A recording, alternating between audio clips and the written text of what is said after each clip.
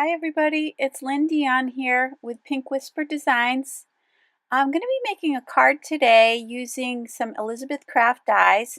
I'm going to start with this 140-pound watercolor paper, cold press paper. And I'm going to use the Festive Glow die from Elizabeth Crafts. I'm going to be using all the pieces in the die, actually, the bow and the leaves and the candle.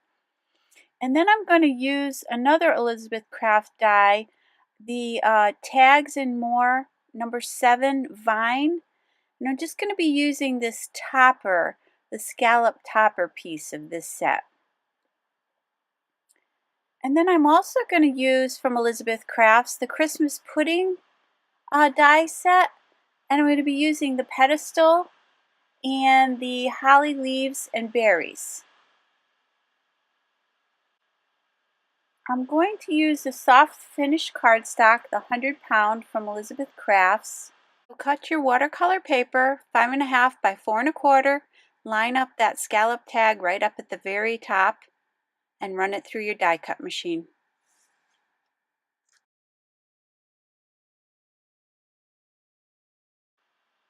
Then I'm going to use peacock feathers, worn lipstick, and forest moss of the distress inks. 2 are oxides and 1 is just a regular distress because I didn't have the color I needed.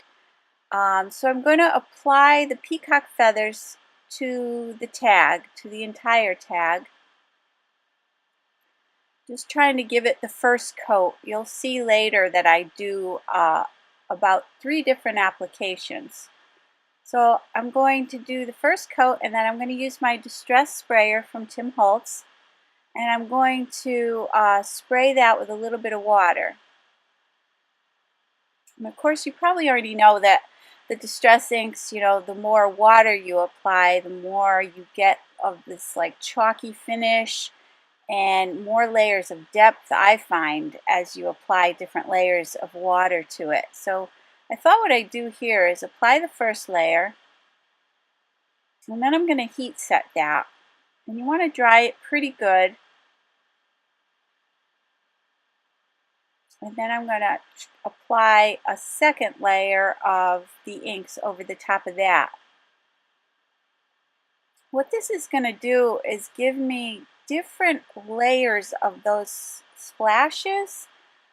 Some will be further in the background and some will be closer to the foreground. So I don't know if that makes sense, but that was the goal that I was going for.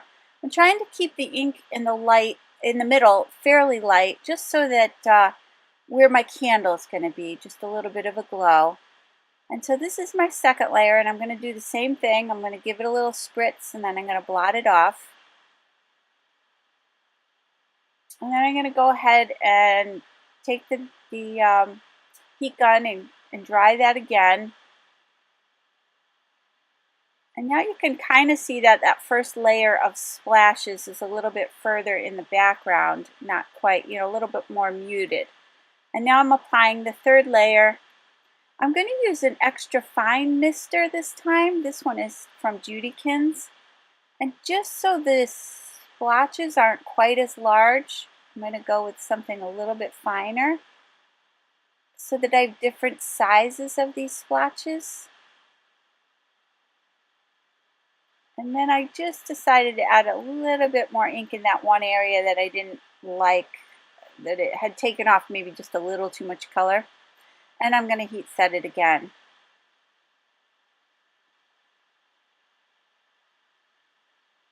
Now you can see the depth of those splashes, that some are in the background, some are further forward. Then I'm going to take a bit of gesso. You could use white acrylic paint, or if you have the Tim Holtz picket fence. And I'm just going to I'm using the gesso, and I'm going to add a little bit of water to that to just lighten it up a little bit. And then I'm going to just use my spatter brush. Well, I call it a spatter brush. I think it's called a fan brush. And I'm just going to spatter that with a little bit of the white ink. Give it kind of just a snowy, mystical looking background. Now I'm going to create a card that's 5.5 by 4.25. I'm just scoring it in the middle. I'm going to just use my bone folder to press down that edge.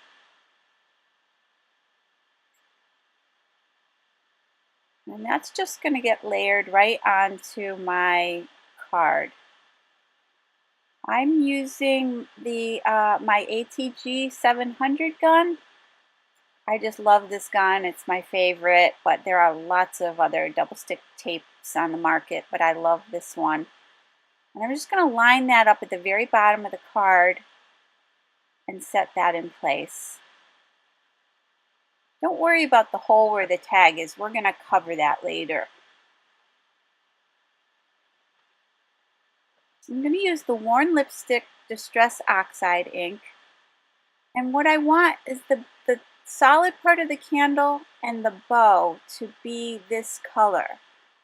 And since I wanted everything to match, I just decided to use my inks to get everything to be the same exact color. Then I didn't have to worry about matching papers.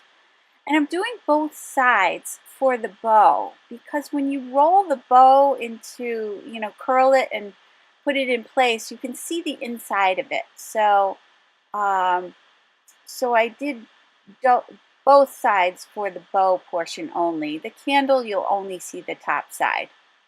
I'm just attaching that with a little bit of tape, and I'm going to run that through my machine. But before I do that, I'm going to take the Forest Moss.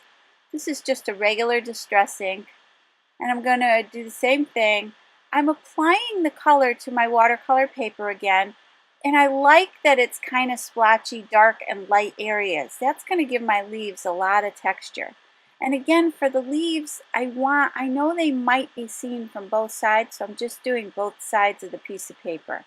And again, I like the light and dark shades, so that I'm going to cut out several of the leaves for the project. So I'm just going to run that through.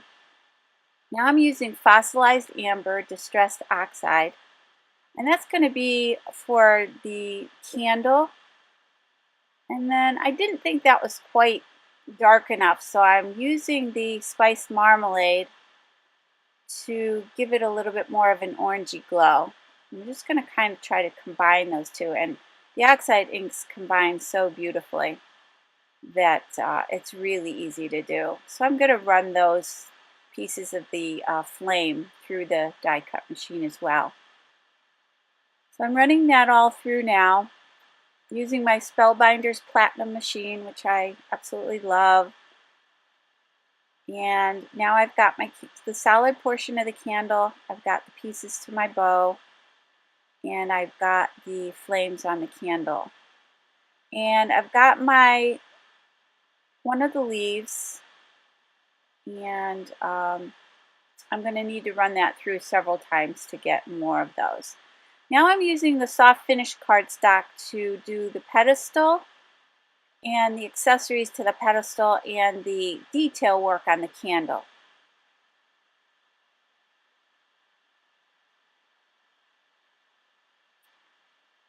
And I just think the details on that candle are just so beautiful. I love it. And the pieces that you punch out of the candle can be used for other things. So there you see all my pieces. That's the overlay for the candle with all the detail work, and I've already punched everything out.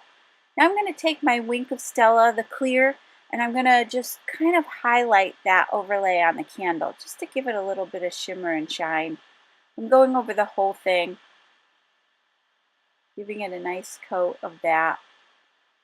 I don't know if you can really see that, but it does give it a beautiful shine. It's very difficult to see there, but it is there. Take my word for it. It looks really pretty. And then I'm using my Tombow mono adhesive, and I'm just putting little dots on the back of that. I like to do a dotted motion because I have more control over the glue that way. And then I'm just going to attach that to the candle, and you'll see how beautiful this candle is. And now I'm going to attach the pieces to the pedestal, again with the same mono adhesive, and just putting little dots of glue on the scallopy portions, and then I'm going to attach that to the pedestal. And it gives it a nice three-dimensional look. I love this die. I think it's really pretty. And this could be used for lots of things, you know, lots of different things that you have. This pedestal, I think, is one of those basics that I'm going to be using a lot. Just putting the little bottom section on there, and then there's also a little piece that goes right in the middle.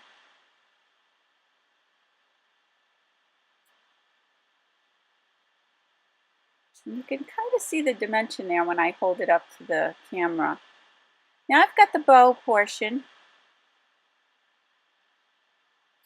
and I want to round it a little bit because if you try to fold it over, sometimes it creases. So what I usually do is just take a pencil or a stylus tool and I just kind of round it just to get it started.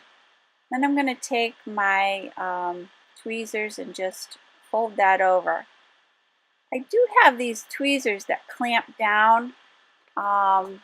They are from EK Tools, and when you release, it stays together like a clamp. You can kind of see that there, and it's really nice for holding something that you want to just let set and dry.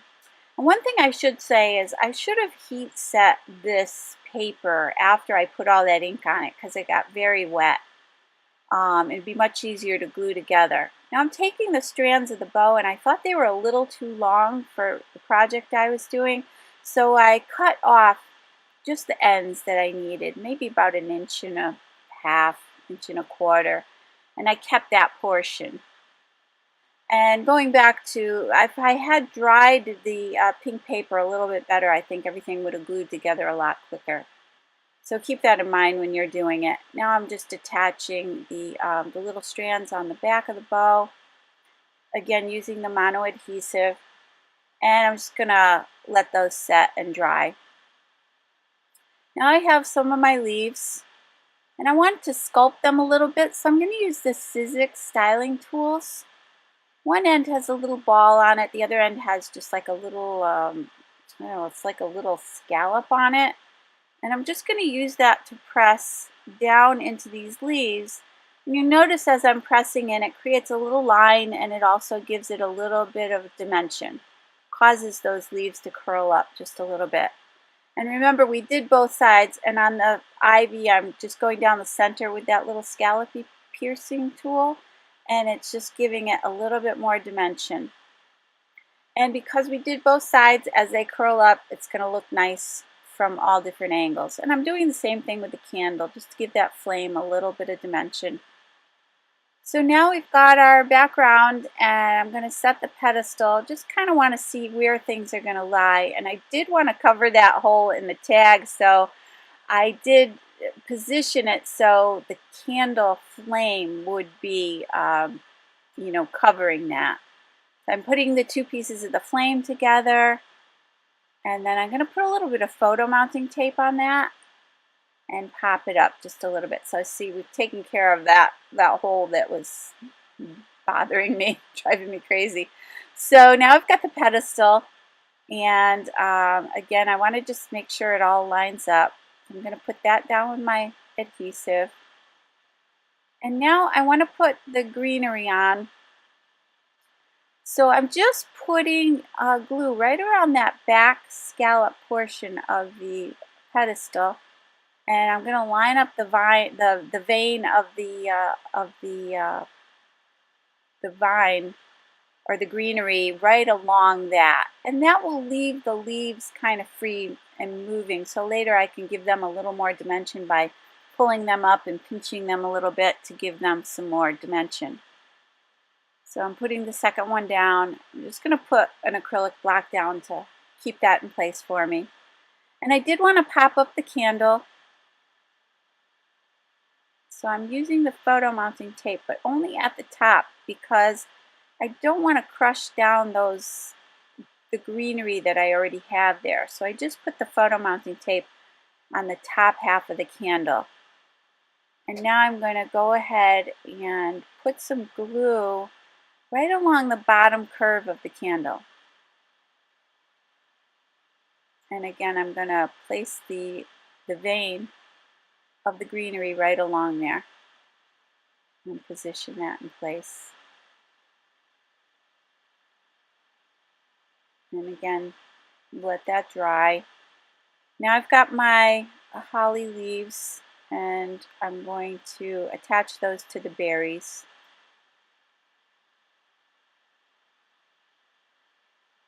Which the berries I did die cut earlier with the pink paper when I was running everything through the die cutting machine. I don't know if I showed that on camera, but I did cut the berries out of the pink and the ivy out of the green. And then I'm putting some photo mounting tape on there to pop those up a little bit. Just going to place those down here at the bottom of the pedestal just for a little, I don't know, a little bit more interest, a little bit more dimension. Now I'm going to take my bow and I'm going to attach that. I guess I had a little too much glue, so I'm going to attach that right there to the greenery. And I think the pedestal just gives that candle just a little bit more interest. I'm using my Jewel Drops by Nuvo in the rose water. And these are more transparent. It really does look like a jewel. They're kind of like, it gives it a tint of color, but it's not solid. It just gives it a little bit more sparkle. And since I already had the pink paper behind the berries, I just thought that would look so pretty. I just did one berry here just to let you know that you need to let them dry. If you do them all together consecutively, sometimes you will get they'll kind of blend together. So I finished the other two berries off camera. So this gives you an idea of different ways you can use your stamps, using the pedestal in a different way, or your candles. So I hope you had fun today. Don't forget to like and subscribe, and I'll see you all soon. Bye-bye.